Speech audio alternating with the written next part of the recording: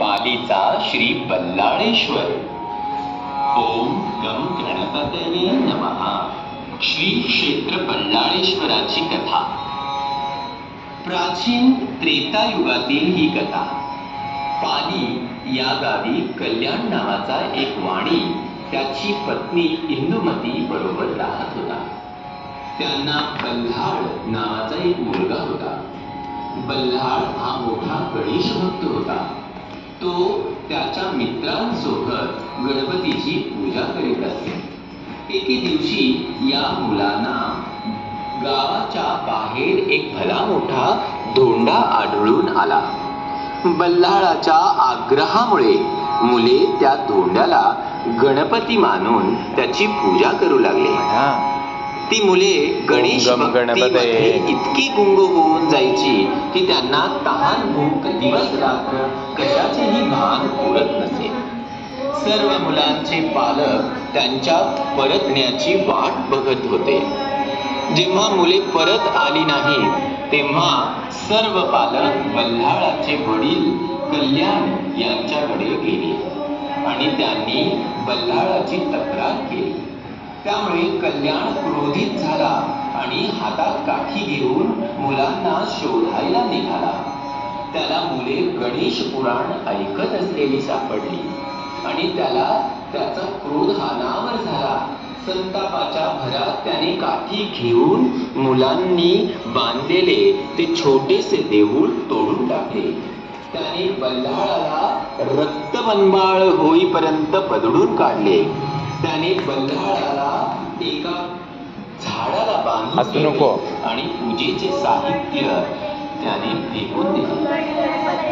ज्याला मुले गणपती म्हणत होती त्याची पूजा करत होती त्या भल्या मोठ्या धोंड्याला सुद्धा त्याने फेकून दिले। कल्याण म्हणाला, आता बघू कोणता देव तुमचे रक्षण करतो। असे म्हणून तो घरी निघून गेला। जरी बल्लाळाला शारीरिक जखमा, तहान आणि भूक याचा त्रास होत होता तरी त्याने त्याची शुद्ध हरेपर्यंत गणेश जप चालूच ठेवला।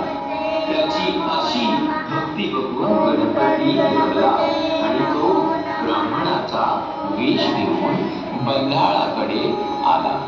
त्याने बल्लाळाला स्पर्श केला। बल्लाळाची तहान आणि भूक नाहीशी झाली। त्याच्या जखमा भरून आल्या।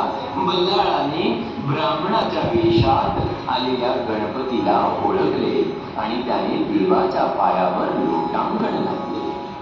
तेव्हा गणपतीने त्याला एक वर मागण्यास सांगितले। बल्लाळाने गणपतीला तिथेच राहण्याची विनंती करत लोकांची दुःखी दूर करण्यास सांगितले। गणपती म्हणाला, माझा एक अंश इथेच राहील। माझ्या नावाआधी तुझे नाव घेतले जाईल।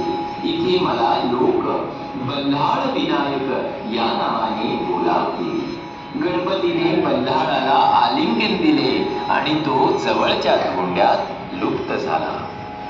त्या धोंड्याला पडलेल्या भेगा नाहीशा झाल्या आणि तो पुन्हा अखंड झाला। त्या दगडाच्या मूर्तीला आपण बल्लाळेश्वर या नावाने ओळखतो। कल्याण वाण्याने जो दगड फेकून दिला होता त्याला सुद्धा धुंडी विनायक असे संबोधले जाते। ही एक स्वयंभू मूर्ती असून त्याची पूजा बल्लाळेश्वराच्या पूजेआधी केली जाते।